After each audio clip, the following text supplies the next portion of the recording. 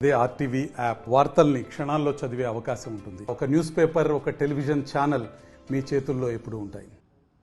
ఆవిడ నవ్విపోతాడండి. ఒక deputy chief minister వచ్చి అటు వస్తే ఒక నకిలీ ఐపీఎస్ ఆఫీసర్ వెళ్తే అందులో వచ్చి సెంట్రల్ ఫోర్స్ వాళ్ళు, స్టేట్ పోలీసు అందరూ వచ్చి ఏదో అంత కలిసి ఫోటోలు తీసుకుంటే ఏమైంది వ్యవస్థ? అసలు వ్యవస్థ ఏమైంది? దీనికి వ్యవస్థ ఏమైంది? ఆయన చెప్తుంటారు కదా, నేనైతే తొక్క తీసేస్తాను. ఇందాక చూశాను ఎక్కడో కడపలో అంట తొక్క తీసేస్తానని.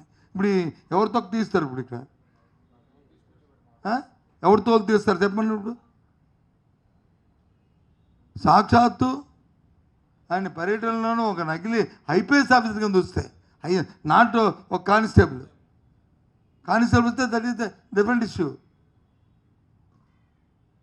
అసలు ఏమైపోతుంది వ్యవస్థ? ఎక్కడికి వెళ్తుంది? అది ఎవరికైనా పట్టుందా? ఆలోచన ఉందా? దాని మీద రివ్యూస్ జరుగుతున్నాయా? ఆలోచించండి. ఏమనంటే జగన్మోహన్ రెడ్డి గారి తాలూకా వైఫల్యమే, ఆ ప్రభుత్వ వైఫల్యమే. వాళ్ళు అలవాటు పెట్టేశారు.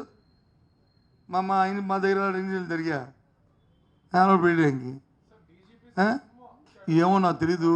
అయిన తర్వాత వచ్చాడా, అవ్వక ముందు వచ్చాడా, ఈ ఇళ్ళప్పుడు వచ్చాడా, వెళ్ళక ముందు వచ్చాడా నేనే అందులో లేను.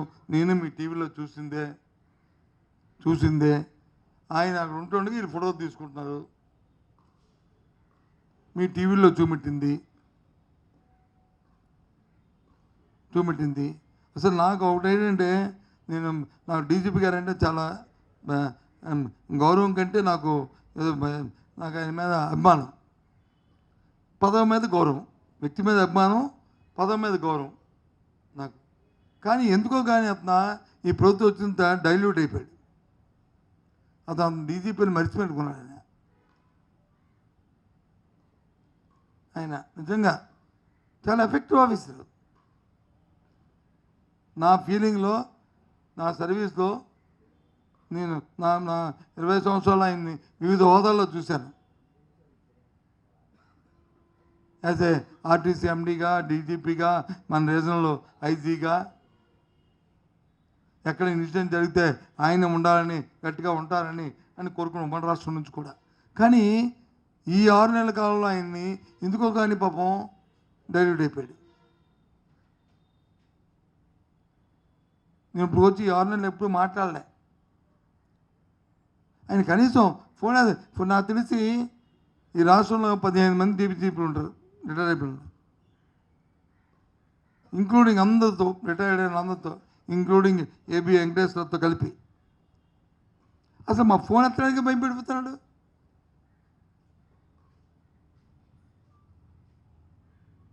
ఏబి వెంకటేశ్వర గారు కూడా ఎత్తేవారు. అంత టీడీపీ అని హార్డ్ కోర్ అని చెప్పాను మేము వదిలేసిన ఆఫీసర్ కూడా. విషయం తెలుసుకొని అవుతుంది. విషయం తెలుసుకోవాల్సిన బాధ్యత ఉంది కదా. ఇలాంటివి ఉంటాయి. ఇంకో 2-3 రోజులు వెళ్ళిపోతున్నాను. అందుకే అభిమానం అన్నాను. ఆ పదవి మీద గౌరవం ఉంటుంది. అందుకే నేను ఆఫీస్లో మీద అందరి మీద నాకు పదవులు అంటే ఆ పదవి మీద ఎప్పుడు నేను రెస్పెక్ట్గా ఉంటాను. చిన్న పదవి నుంచి పెద్ద పదవి వరకు ఎప్పుడూ కూడా ఐఎమ్ నెవర్ ఐ కామెంటెడ్.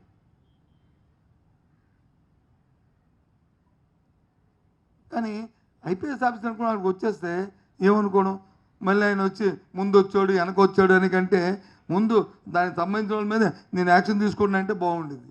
మరి దాన్ని సంబంధించుకోవడం ఎందుకు? ఎంక్వైరీ చేసాము, దాని మీద చర్య తీసుకుంటున్నాము.